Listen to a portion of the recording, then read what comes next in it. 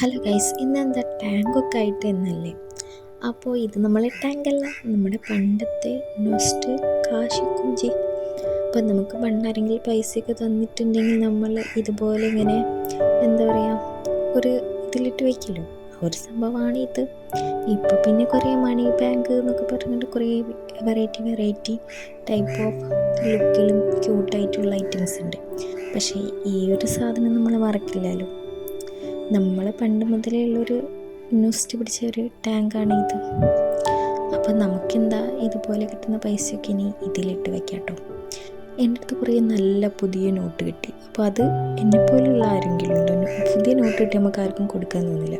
അപ്പം ഞാൻ വിചാരിച്ച എന്ത് ഇതുപോലെ ഒരു കുഞ്ചി വാങ്ങിയിട്ട് അതിലിടാം. സോറി, കുഞ്ചിയല്ല, ടാങ്ക് അല്ലെങ്കിൽ കുഞ്ചി. അപ്പോൾ നമ്മളിതാ 10 രൂപ, 10 രൂപേൻ്റെ നോട്ടാണുള്ളത്. അപ്പോൾ 20 രൂപ അതിലേക്ക് ഇട്ട് കൊടുക്കണം. കൊഞ്ചിൻ്റെ ഉദ്ഘാടനം കഴിഞ്ഞു കേസ്. അപ്പോൾ ഇത് എന്തിനാണെന്ന് എനിക്ക് അറിഞ്ഞൂടാ. ഞാൻ കണ്ടപ്പോൾ എന്തോ ഒരു നൊസ്റ്റ് പിടിച്ച് വാങ്ങിച്ചതാണ്. ഇനി നമുക്കിത് നിറഞ്ഞിട്ട് കാണാം കേട്ടോ. അങ്ങനെ പിന്നെ ഡ്രീംസ് ഒന്നുമില്ല, എന്തിനാന്ന് അങ്ങനെ വെറുതെ വാങ്ങിച്ചെന്നുള്ളൂ. അതിൻ്റെ ഉള്ളിലേക്ക് പോയാൽ കാണുന്നില്ല, എന്നാലും വെറുതെ ഒരു രസം. ഇത് കാണുമ്പോൾ പണ്ട് ഞാനും എൻ്റെ ബ്രദറൊക്കെ അടികൂടിയത് എനിക്ക് ഓർമ്മ വരുന്നത്.